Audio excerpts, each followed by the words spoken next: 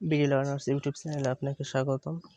আজকে আমরা পাহাড়ের উচ্চতা নির্ণয়ের ম্যাথটা সমাধান করব।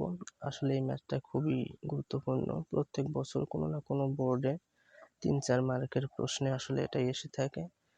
তাই পরীক্ষার খাতায় 3-4 মার্ক কনফার্ম করতে অবশ্যই এই ভিডিওটা শেষ পর্যন্ত দেখো, কারণ এই ভিডিওটার মাধ্যমে তোমরা খুব সহজেই এই ম্যাথটা সমাধান করতে পারবে। তো আমরা প্রশ্নটা পড়ি। একটি সেকেন্ড দোলক পাহাড়ে নিয়ে গেলে 150 সেকেন্ড সময় হারায়, তাহলে পাহাড়ের উচ্চতা কত? তো আমি আজকে তোমাদের খুবই শর্টকাট ওয়েতে এই ম্যাথটা সমাধান করে দিব। তো এখানে উচ্চতা কত এটা বলা হয়েছে, তো মনে রাখবে উচ্চতা এই সমান T2/T1 - 1 × r, বাস, আর কোনো সূত্র নেই এখানে। তো এই T2/T1 কিভাবে হিসাব করা হবে? T2/T1 সমান, এখানে বলা হয়েছে, এখানে কিন্তু সারা দিনের কথা বলা হয়েছিল, প্রশ্নটা একটু ভুল আছে, সারা দিনে হবে। তো তোমরা কিন্তু জানো যে একদিনে কিন্তু আসলে 86,400 সেকেন্ড। তো যদি লিখি 86,400 হবে, তো নিচেও 86,400 হবে। এখানে কি হবে?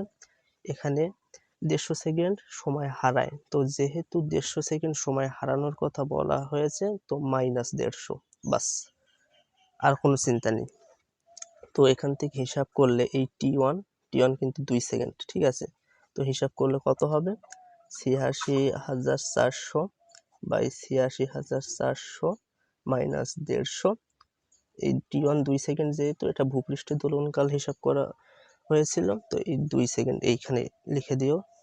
তো এখানে যেটা আসে সেটা, আর কোনো নেই। এইবার এই T2 তো এইখান থেকে একটা সময় পাবা, সেই সময়টাকে এখানে ইনপুট দাও, নিচে 2 দেবা, -1 করবা, আর এটা কিন্তু পৃথিবীর ব্যাসার্ধ, যেটা আসলে 6.4 × 10⁶ মিটার। তো হিসাব করলে পাহাড়ের উচ্চতা কিন্তু বেরিয়ে যাবে। এই ছিল ম্যাথটা। এটা কিন্তু খুবই সহজ, খুবই সিম্পল। তোমরা আরো 4-5টা সূত্র এনে যে ঝামেলা পাকিয়ে অঙ্কটাকে তালগোল পাকিয়ে ফেলে শেষ অবধি সমাধান করতে পারবো না পরীক্ষার খাতায়। তো এটা যেন না হয়, এই সূত্র ব্যবহার করলে তোমরা এক নিমেষেই খুবই সহজেই সমাধান করে ফেলতে পারবা। তো এখানে কিন্তু শুধু দিনে বলা হয়েছিল, সারা দিনে। যদি তোমাদের ঘন্টায় বলতো তখন কি করতে? তখন করতে যে T2/T1 বলতো যে 1 ঘন্টায় 2 সেকেন্ড সময় হারায়, তখন কি হতো?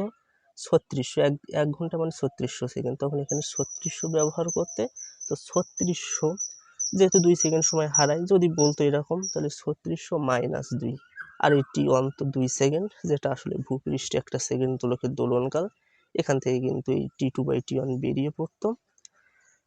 তো এভাবে কিন্তু খুবই সহজে এটা না, এখানে না গুণ করলেও হবে, T2/T1 ডিরেক্ট এখানে বসিয়ে দিতে পারবে, দিলে আরো সংক্ষিপ্তভাবে তোমরা কিন্তু এই ম্যাথটা সলভ করে ফেলতে পারবে।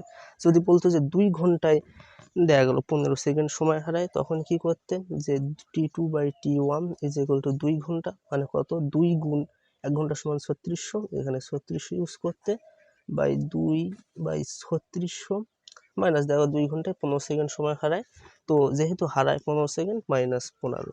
তো এখান থেকে T2/T1 বের করে ফেলতে পারতে, যেটা সরাসরি এখানে ইনপুট দিতে পারতে। তো এভাবে কিন্তু খুব সহজেই তোমরা পাহাড়ের উচ্চতা নির্ণয় করতে পারবে। তো আমি সাজেস্ট করব তোমরা এই সূত্রের মাধ্যমে সমাধান করো, অন্য কোনো সূত্রে যাওয়ার প্রয়োজন নেই।